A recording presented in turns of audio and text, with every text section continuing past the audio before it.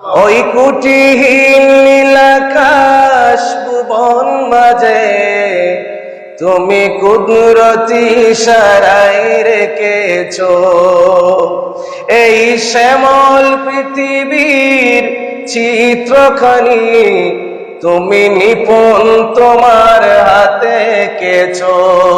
ওগো আল্লাহ শুকর তোমার আমাকে যে মুসলিম করেছো। ওগো আল্লাহ শুকর তোমার আমাকে যে মুমিন করেছো। কথা বলেন ঠিক কিনা?